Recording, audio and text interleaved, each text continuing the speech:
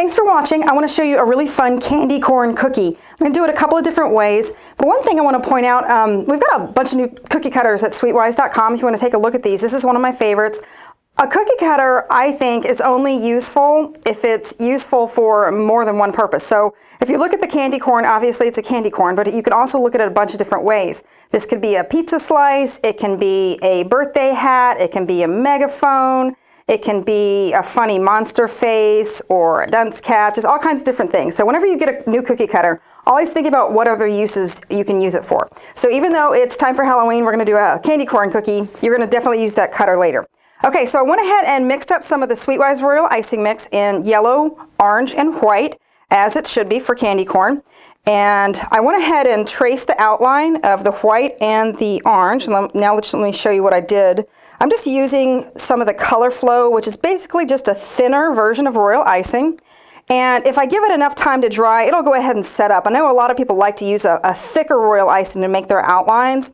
But if you do this and let it set for a few minutes, it's going to be fine. So all I need to do, once that sets for just a couple of minutes, is take my Color Flow icing, and I'm just going to fill this in.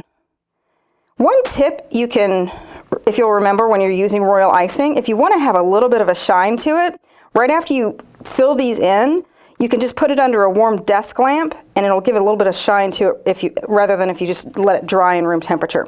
So you always want to make sure that your Color Flow is thin enough that any of these marks fall out after about 5 seconds. So that's going to be just perfect.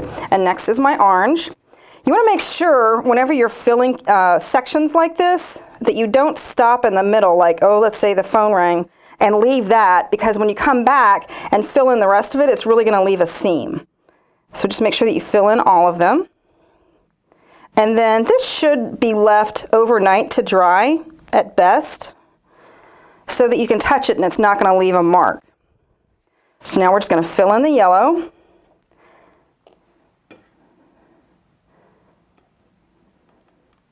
And that's going to be that. The other version I'm going to show you is going to be with buttercream.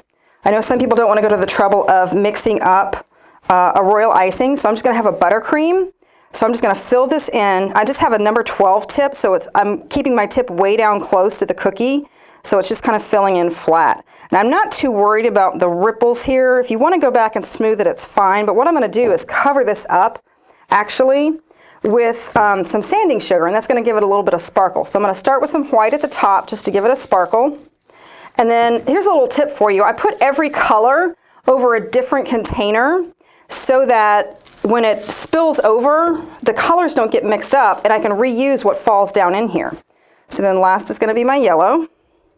Now make sure if you do this buttercream with the sanding sugar method that you do one cookie at a time, because if that buttercream crusts over, the sanding sugar is not going to stick, and then it's just going to fall off, and you won't have any use for that sugar anyway.